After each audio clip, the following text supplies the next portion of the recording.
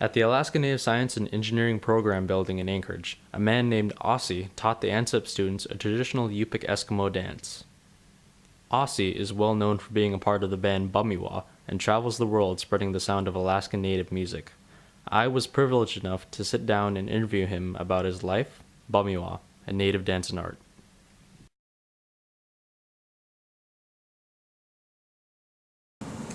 My name is Ossie Kairaiuak. Ossie is short for my Yupik name Asanak. Yes. And I grew up in the village of Chifornik on the coast outside of Bethel, where I was born in Bethel. I grew up with it. I became aware of it. I was one of these lucky individuals that thought the entire planet did the exact same thing, and that was part of my psyche.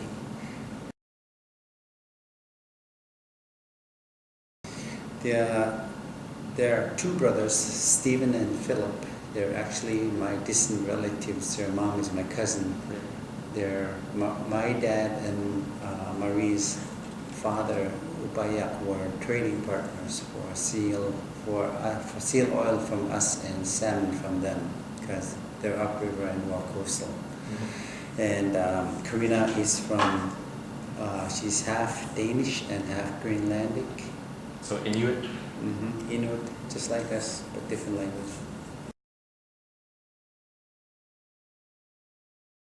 We were at the Arctic Winter Games, and before that, this is all of us I'm talking, but before that, Steve and Philip banded together, and they wanted to expand their repertoire, so they started asking around, and my name kept popping up in different circles, so they asked me and I joined them, and then 6 months later Arctic Winter Games took place, and she saw us and loved what we did, and the rest is history, as they say. We talked about it between the three of us. It's me, Stephen, and Philip, and came up with Pamyua, and Pamyua is a dance term. It literally means its tail, but in Yupik dance term it means encore or do it again, so we chose that.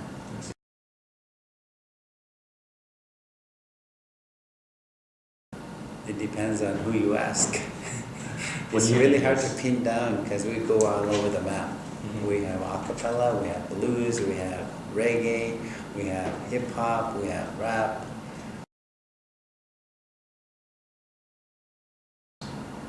Educate people about Native people in general, as well as us, and that we're very much alive and we're not extinct. Mm-hmm. And travel the world, continue. We asked around, we have our own music label called Arctic Voices, and we found that even from other musicians too as well, in the bigger pictures, that if you're in charge of your own music label or your own music, basically, you get the full benefits of having your royalties, basically. Mm-hmm. For the most part, Phil is our president and manager, but he manages all of the bookings and whatnot, and arranges everything for travel to logistics and whatnot.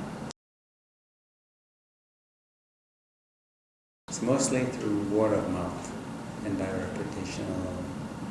I think the first time I saw you guys was Mount Edgecombe High School my freshman year, mm-hmm. And obviously Mount Edgecombe has a lot of natives, a lot of people know you guys, so I think that's how you got to Mount Edgecombe, right? Yep.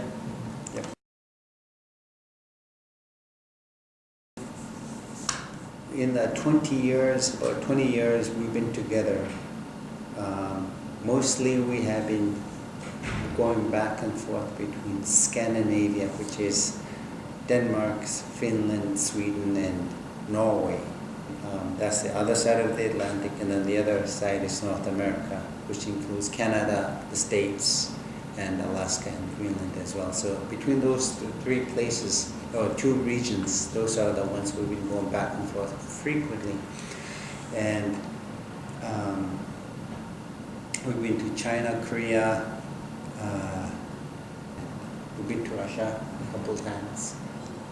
Pretty much those are the only areas. The other regions we've never really checked out, like Asia and the Middle East and Africa. Those are the only three regions besides the Pacific Islands that we. Now, how do you guys receive the funding to go and travel places? Like, did people in those countries reach out to you and they pay your way? Yep. Really? Whoever wants us, they pay everything. Wow, that's a good deal. Yep.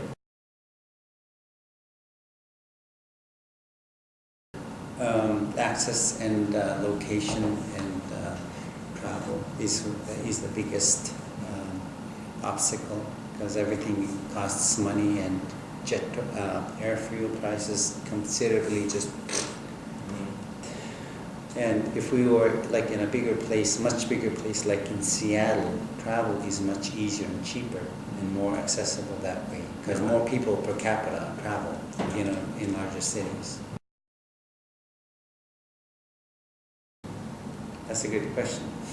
I'm not too sure. I'm just working on my own projects to add more to my own personal repertoire. Mm-hmm. Your own career? My own career, and I have my mask dance project. I make drums, I make masks. I'm trying to make more masks and do ivory and make hula-hoops, and pretty much what a typical native back then would be, a jack of all trades. Mm-hmm. For mine, I want to be able to place myself where I can be self-sufficient pretty much. Mm-hmm. And still be a part of the band. Yeah. I see. Yeah.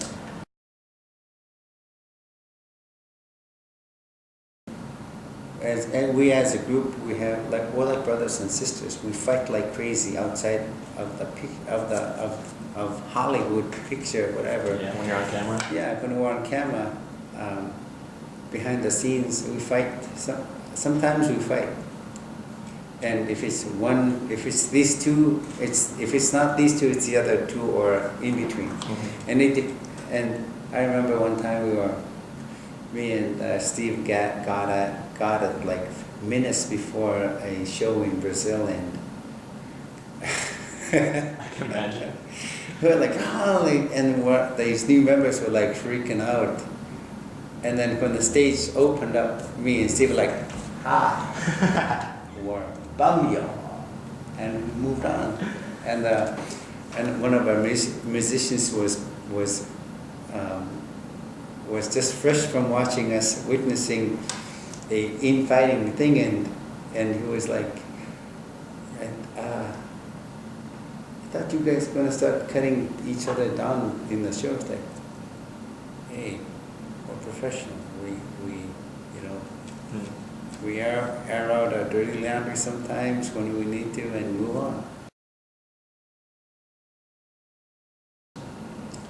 Somebody who's, from a village point of view, who's able to fend for themselves, provide for themselves, as well as to their family, as well as elders and the ones they need.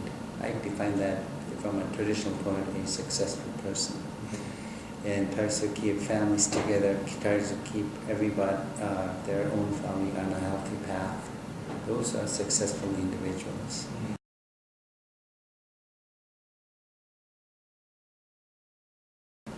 This is, when I started getting into drumming and singing, I really didn't get into it to make money in the first place.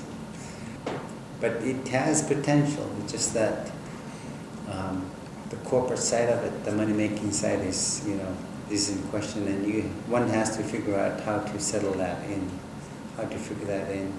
But love what you do. I mean, become an expert at it in your own way. Know the language, especially. Know the language and the history behind them, and don't let alcohol or drugs get in the way, because that was one of the things, the secret behind anything, even musical, is You don't let alcohol take control of you, or you just don't drink at all. I think it's important that we keep our our traditions and language and culture and etc. alive, and also to be at the moment and make wonderful music, because there's lots of music to keep up with from our ancestors, as well as continue by innovating and making new sounds as well. Go for the future, but then don't forget the past. Oh yeah, and stay in the moment. Yeah. Because it's music speaks in different languages. It's universal.